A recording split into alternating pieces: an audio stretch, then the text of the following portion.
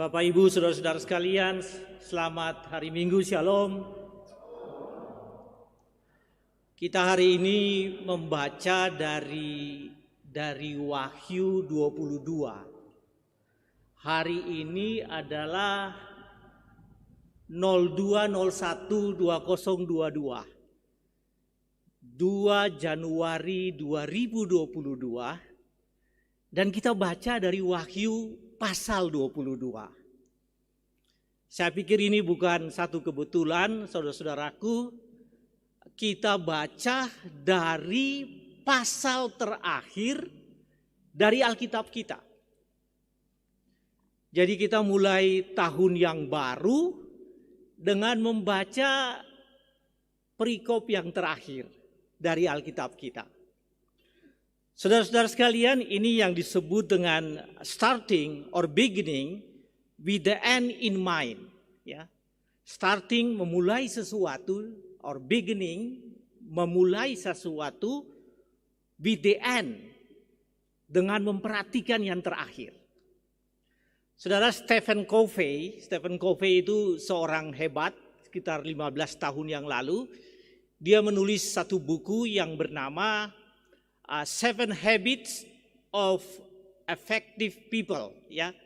7 Habits of Most Effective Peoples. Jadi menjelaskan bagaimana seseorang itu efektif, berhasil di dalam kehidupannya dengan cara apa?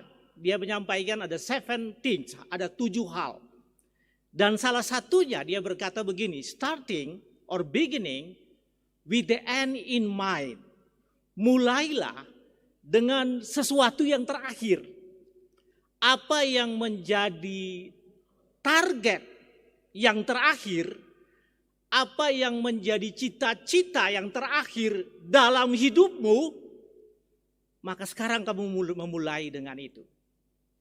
Bapak, Ibu, saudara-saudaraku, GPIB, saya senang banget karena hari ini GPIB memilih tadi 21/2022 dan GPIB memilih Wahyu 22.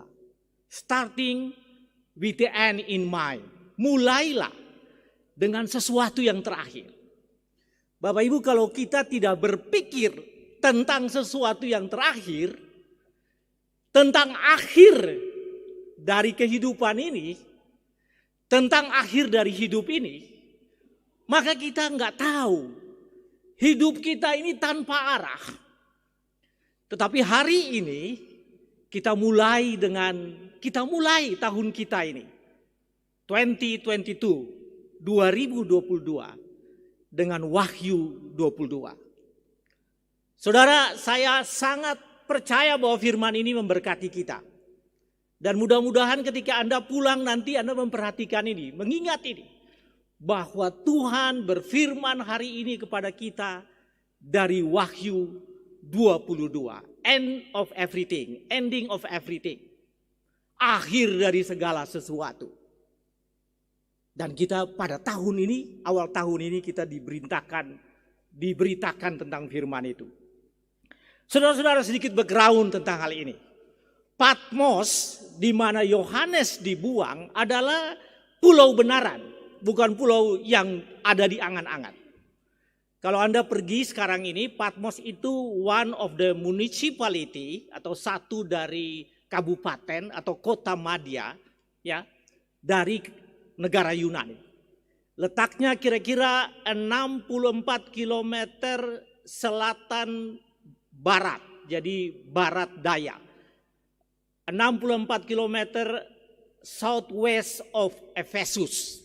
Jadi letaknya kira-kira seperti itu. Kemudian sebelah timur dari kota Athena. Sehingga memang Patmos itu bukan cerita dongeng. Patmos itu betul-betul.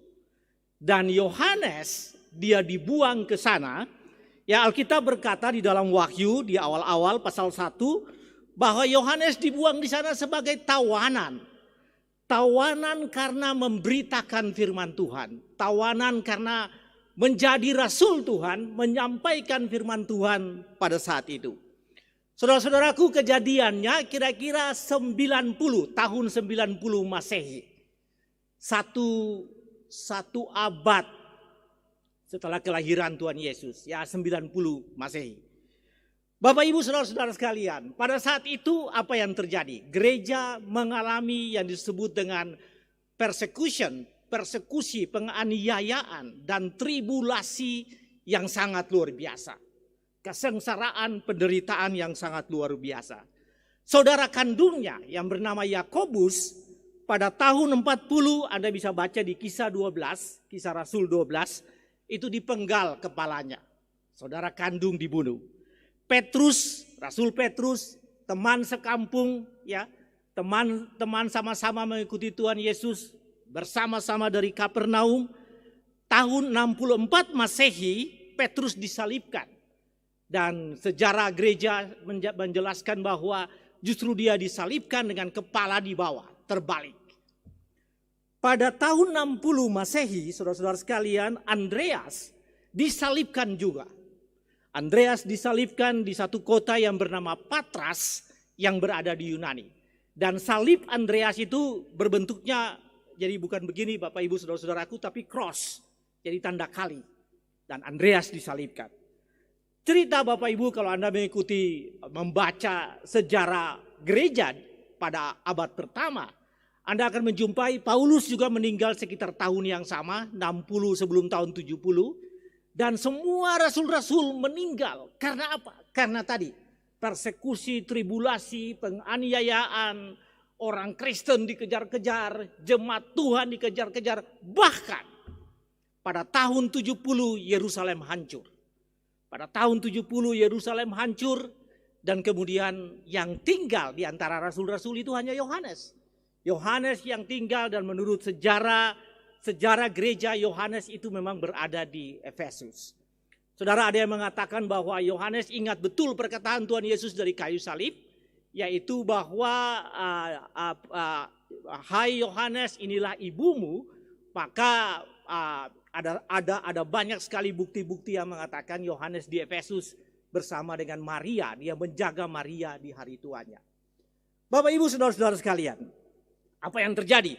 Yang terjadi saat itu yaitu bagaimana gereja dan orang-orang percaya itu mendapatkan tekanan yang begitu luar biasa dari lingkungan.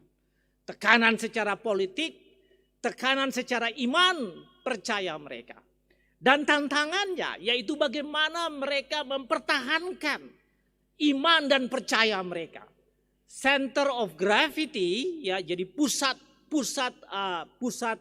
kekristenan, iman Kristen kepada Tuhan Yesus Kristus itu udah tidak lagi di Yerusalem, tetapi di Asia Kecil pada saat itu. Dan bagaimana jemaat-jemaat itu harus mempertahankan iman mereka. Jemaat di Efesus, jemaat di Philadelphia, jemaat di Laodikia, Sardis, Smyrna, Pergamus dan Tiatira, yang merupakan representatif dari gereja-gereja Tuhan yang ada pada saat itu.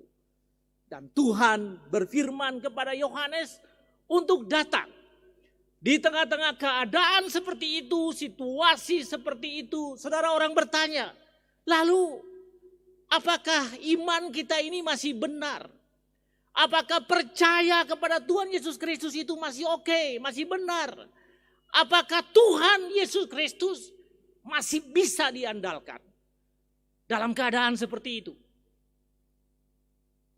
Bapak Ibu saudara-saudara sekalian, Tuhan Yesus muncul kepada Yohanes. Tuhan datang kepada Yohanes dan Tuhan ingin menyampaikan kepada Yohanes bahwa Yesus tetap sama. Yesus sudah ada, dulu pernah mati tapi bangkit dari antara orang mati. Naik ke sorga dan akan datang. Dia adalah Alfa dan Omega. Dan Anda baca berkali-kali di dalam kitab Wahyu ini dikatakan seperti itu. Aku adalah yang awal dan yang akhir. Yang dulu mati tapi sudah bangkit dan naik ke sorga. Dan akan datang kembali untuk menghakimi orang yang hidup dan yang mati. Saudara, dalam keadaan itu Tuhan Yesus Allah Bapa di sorga datang dan memberikan konfirmasi tentang iman Kristen. Rekonfirmasi,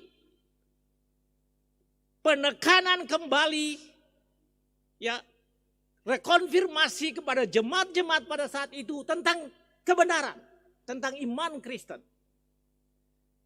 Saudara, Tuhan Yesus ingin mengatakan bahwa Dialah yang berkuasa. Berkuasa atas raja-raja di dunia ini. Dialah yang berkuasa, Dia yang menetapkan, Dialah yang memegang kunci maut dan kerajaan maut. Dialah yang adalah jalan keselamatan, Dialah yang menulis kitab kehidupan. Saudara baca bahkan bahan renungan kita, bahan khotbah kita tanggal 1 kemarin. Bahwa Dialah yang menulis kitab kehidupan. He is the author of your life. Dia penulis kitab kehidupan. Dialah yang mencatat nama kita di dalam kitab kehidupan.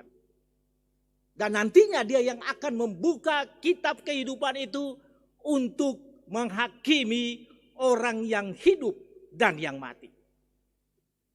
Saudara-saudara sekalian, ini adalah rekonfirmasi. Dalam keadaan yang begitu sulit, maka ini adalah rekonfirmasi tentang iman Kristiani. Dan pada hari ini saudara-saudara sekalian, di bagian akhir dari Wahyu 22 itu, hal tersebut disampaikan kepada kita. Bapak Ibu saudara-saudara sekalian, ada 2 rekonfirmasi yang disampaikan dari ayat-ayat ini. Yang pertama kita bisa melihat di sini, yaitu di ayat ke-6. Ayat ke-6 mengatakan begini, Bapak Ibu saudara-saudara sekalian, perhatikan di Alkitab kita. Lalu Ia berkata kepadaku, perkataan-perkataan ini tepat dan benar. Perkataan-perkataan ini tepat dan benar.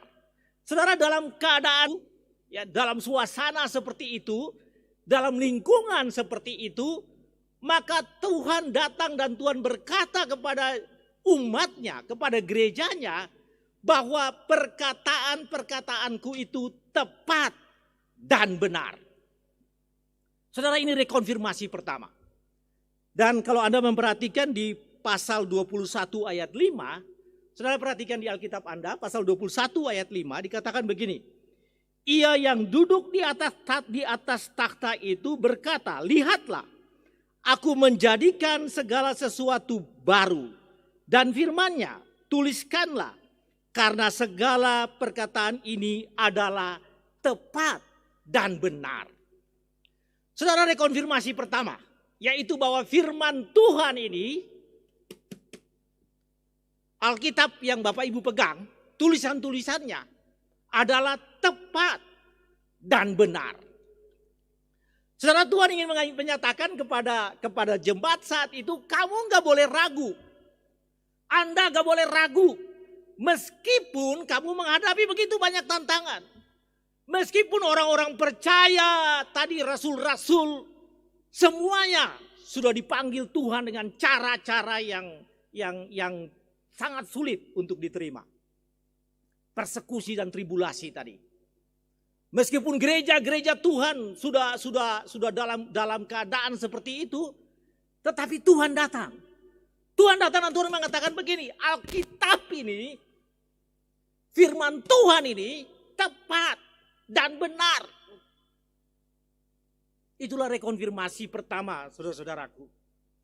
Firman Tuhan ini tepat dan benar, gak ada salah.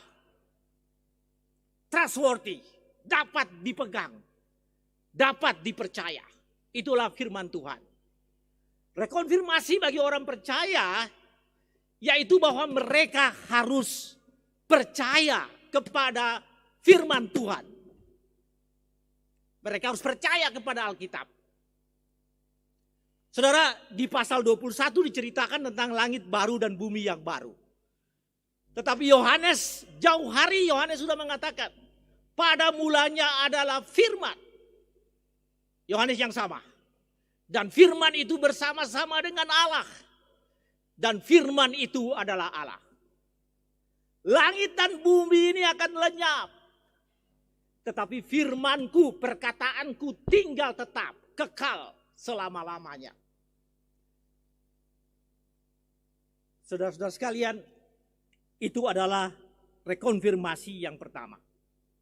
Dan kepada jemaat-jemaat tadi, 7 jemaat yang saya katakan merupakan representasi dari umat percaya, orang-orang percaya, Tuhan mengatakan begini, aku tahu pekerjaanmu. Aku tahu perbuatanmu, Tuhan katakan begitu. Aku tahu apa yang terjadi dengan kamu. Saudara, dalam keadaan itu, umat Tuhan tetap dijaga oleh Tuhan. Umat Tuhan tetap dipantau oleh Tuhan. Sehingga Tuhan mengatakan, aku tahu pekerjaanmu. Saudara, kepada jemaat di Pergamus, ya, Pergamus salah satu jemaat, Tuhan mengatakan begini, aku tahu di mana kamu berada. Saudara, Pergamus itu adalah salah satu gereja, satu jemaat yang hidup di antara lingkungannya itu, dan lingkungannya itu penuh dengan dewa-dewa Yunani. Ya, jadi pusat dewa-dewa Yunani itu berada di kota Pergamus. Sehingga Tuhan katakan begini, meskipun kamu berada di sana, aku tahu pekerjaanmu. Aku tahu di mana kamu berada. Tetapi kepada jemaat di Laodikia, Tuhan mengatakan begini, aku tahu kamu suam-suam kuku. Aku tahu kamu tidak panas, tidak dingin.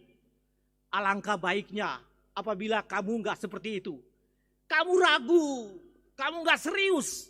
Kamu suam-suam kuku. Imanmu suam-suam kuku. Alangkah baiknya supaya tidak demikian.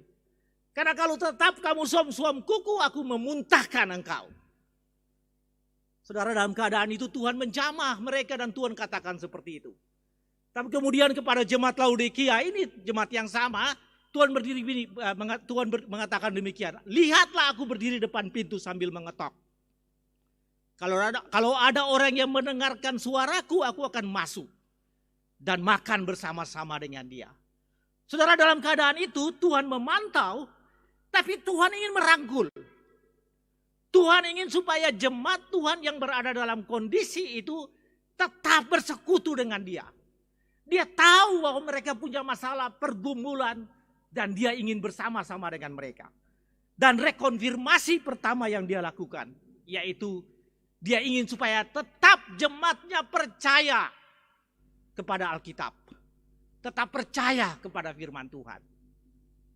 Saudara-saudara sekalian, 400 tahun yang lalu Isaac Newton, Anda tahu Isaac Newton, penemu teori gravitasi. Isaac Newton pada saat itu di Cambridge University.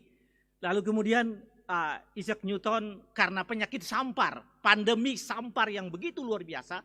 Kemudian dalam kondisi seperti itu dia di rumahnya, kemudian dia menemukan apa yang disebut dengan teori gravitasi. Dan kemudian saudara sekalian, banyak ahli fisika saling berdebat tentang teorinya dia. Ada yang muncul dengan berbagai teori dan mereka mengatakan begini, tidak ada kebenaran. Tidak ada kebenaran di dalam teori-teori dan karena arahnya itu tidak ada Tuhan. Para ahli fisika pada zaman itu 400 tahun yang lalu bergumul dan kemudian saling berdebat dan mengatakan begitu. Tapi Isaac Newton mengatakan Tuhan ada. Tuhan tetap ada.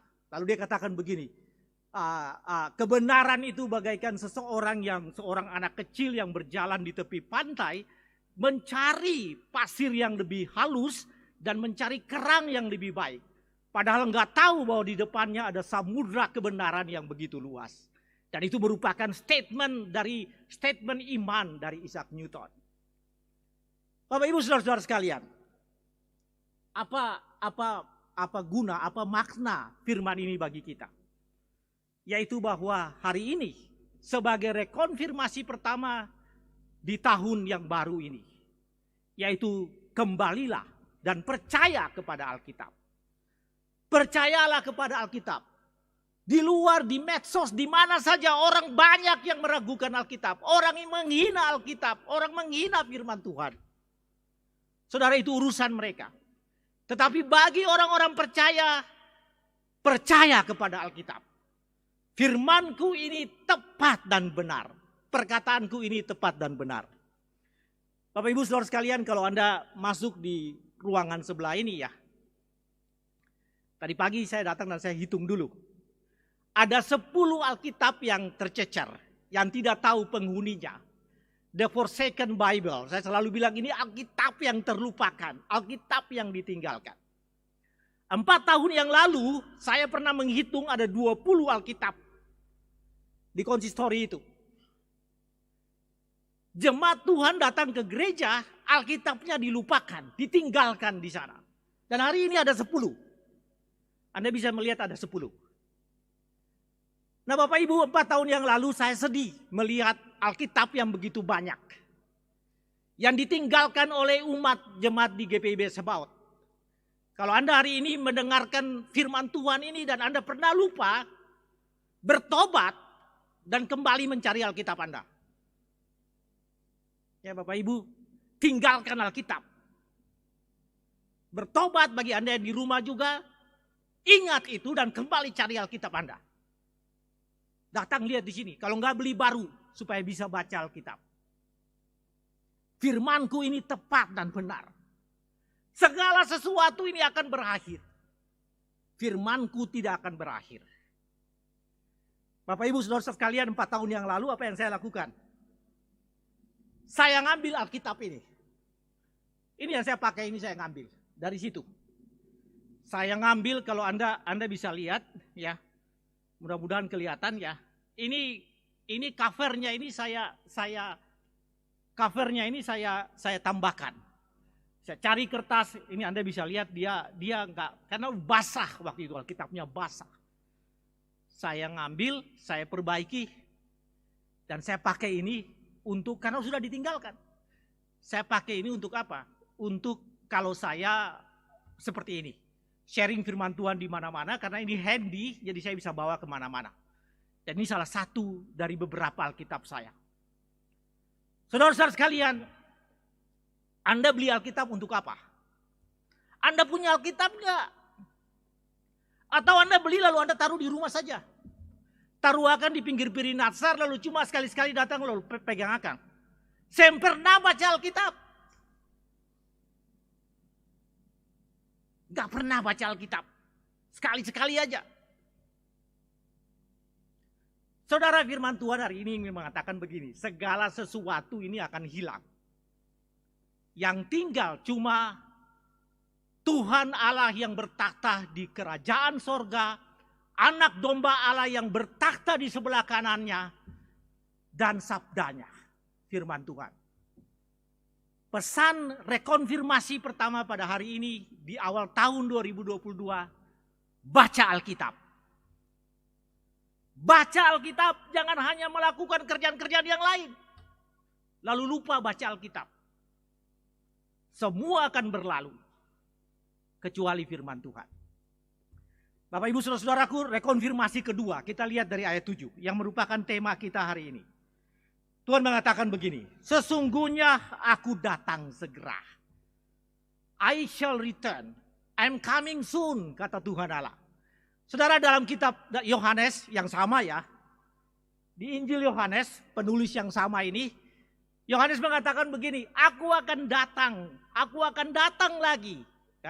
Yesus akan datang lagi dan aku akan mengambil engkau supaya di mana aku berada di situ pun kamu berada. Jadi Yohanes menggunakan kata aku akan datang lagi. Aku akan datang lagi karena itu pesan Tuhan Yesus. Aku akan datang lagi. I shall return. I will be back. I'm coming soon. Ya. Kata Yohanes, kata firman Tuhan seperti itu. Saudara, mari kita lihat di Wahyu ini. Yang pertama mari kita lihat di ayatnya yang tadi kita baca ya. Saya ingin baca kepada kita. Sesungguhnya aku datang segera. Ya, itu terdapat di dalam ayatnya yang ke-7. Saudara lihat di ayatnya yang ke-12. Pasal 22 ayat 12. Ayat 12 mengatakan begini. Sesungguhnya aku akan datang segera. Kemudian saudara lihat di ayatnya yang ke-20. Pasal yang sama. Ayatnya yang ke-20. Ia memberi kesaksian tentang semuanya ini. Berfirman, ya, aku datang segera. Saudara, di ayat 22 ini 3 kali Tuhan Yesus mengatakan, aku akan datang segera. Aku akan datang segera. Yesus akan datang segera. Dan ini janji Tuhan. Rekonfirmasi dari Tuhan bahwa Tuhan akan datang segera. Bapak Ibu Saudara-saudara sekalian, seorang jenderal besar Amerika namanya Douglas MacArthur. Si Douglas MacArthur ini berada di Filipina, markasnya di Filipina, Asia Tenggara ini kemudian berada di Filipina. Kemudian pada tahun 1942 bulan Maret, setelah Honolulu jatuh ke Jepang, ya, setelah Hawaii, Pearl Harbor diserang oleh Jepang, perlahan-lahan Jepang menyerang Asia Tenggara. Dan kemudian Jepang masuk ke Filipina, kemudian terdesak, MacArthur dan tentara-tentaranya terdesak, kemudian dia melarikan diri. 10 hari kemudian dia berada di Sydney. Dan di kereta api, stasiun kereta api di Sydney itu dia melakukan pidato. Dan pidato itu berjudul I shall return. Saya akan kembali. Saudara-saudara sekalian, pada Oktober 1944 dia kembali merebut Filipina. Leyte adalah nama kotanya, dia masuk ke sana dan dia kembali merebut Filipina. Dan pidato yang berjudul I shall return ini menjadi pidato yang dibangga-banggakan oleh banyak tentara Amerika. Mereka membangga-banggakan tentang hal itu. Bahwa ini adalah satu pidato dari jenderal besar yang begitu mempengaruhi hidup mereka. I shall return. Bapak Ibu Saudara sekalian, MacArthur pergi dengan kekalahan, tapi dia berkata, I shall return. Saya akan kembali. Tetapi Tuhan Yesus lain. Tuhan Yesus pergi dengan kemenangan, bangkit dari antara orang mati, naik ke sorga, dan dari sana dia akan datang untuk menghakimi orang yang hidup dan yang mati. Bapak Ibu Saudara sekalian, apa arti firman ini? Firman ini ingin mengatakan dua hal kepada kita. Rekonfirmasi pertama yaitu tentang Alkitab. Tentang firman Tuhan. Bahwa firman Tuhan ini tepat dan benar. Jangan sedikit pun ada keraguan bagi kita. Rekonfirmasi kedua, Yesus akan kembali. Hanya ada dua kemungkinan Bapak Ibu Saudara-saudaraku. Yesus kembali yang kita tidak tahu kapan masanya, kapan saatnya. But very soon, akan segera. Dan itu kata Tuhan. Tuhan akan kembali segera. Tuhan akan kembali, mungkin saja kita masih berada. Tetapi ada dua kemungkinan yang lain. Kemungkinan yang lain kita akan bertemu. Kita akan pergi bertemu dengan Tuhan. Saudara dan saya bisa pergi bertemu dengan Tuhan dalam kematian kita. Tetapi juga Tuhan bisa datang pada saat kita berada di dunia ini. Jadi very soon we will meet our Lord. Sangat segera kita akan bertemu dengan Tuhan kita. Pertanyaannya, apa kita bersiap untuk itu? Bapak Ibu Saudara sekalian, starting with the end in mind. Mulailah dengan sesuatu yang akhir. Dan hendaknya dua rekonfirmasi ini ada dalam kehidupan kita. Ada dalam kehidupan Anda, hari lepas hari. Pertama, percaya Alkitab. Bergantung pada Alkitab. Baca Alkitab. Kalau nggak punya Alkitab, beli Alkitab. Jangan tinggalkan dia. Firman Tuhan itu kekal dan amin. Tetap ada kebenarannya di sana. Dan yang kedua, saudara-saudaraku, ingat bahwa Tuhan segera akan datang. Bapak Ibu, pertengahan Desember kemarin, Kompas, mohon maaf saya sebutkan namanya, koran Kompas mengadakan survei. Dan survei itu menyatakan tentang apa merupakan resolusi pembaca Kompas di tahun 2022. Saya ingin baca ke Anda. 53% mengatakan bahwa tahun depan ini, tahun sekarang ini 2022, 53% orang mengatakan saya akan melakukan hal-hal yang besar yang terkait dengan finansial dan keuangan saya. Jadi memang kita hidup dipengaruhi atau sangat ditentukan oleh aspek itu. 53% keuangan. 45% tentang kesehatan dan gaya hidup. Jadi orang ingin supaya nanti tahun 2022 ini resolusi saya, gaya hidup dan kesehatan saya makin baik. 30% adalah hubungan sosial. Mungkin ingin memperbaiki hubungan sosial. 19% pendidikan dan keahlian. Karir 16%. Dan agama atau spiritual hanya 9%. Bapak Ibu, orang masuk ke tahun 2022, hanya 9 orang dari penduduk Indonesia yang berpikir bahwa nanti dia ingin kehidupan spiritualnya makin baik. Hanya 9 orang. Dan itu merupakan resolusi satu decision, satu planning, great planning untuk masuk 2022 ini. Saudara-saudara sekalian, saya nggak tahu Anda ini masuk yang mana. Saudara ini masuk yang 9 itu atau yang lain. Tapi firman Tuhan hari ini ingin mengatakan, mulailah tahun ini dengan sesuatu yang nantinya akan menjadi yang terakhir. Yang nantinya merupakan akhir dari kehidupan ini. Dan itu adalah percaya Tuhan Yesus akan segera datang. Siapkan dirimu. Dan yang kedua, totalitas bergantung pada Alkitab. Hendaklah setiap orang mengambil resolusi itu. Tentukan itu. Bahwa mulai hari ini saya mau serius. Baca Alkitab. Belajar Alkitab. Serius mendengarkan khotbah. Ikuti firman Tuhan. Dan melakukan firman Tuhan di dalam kehidupan ini. Tuhan berkati saudara sekalian. Amin.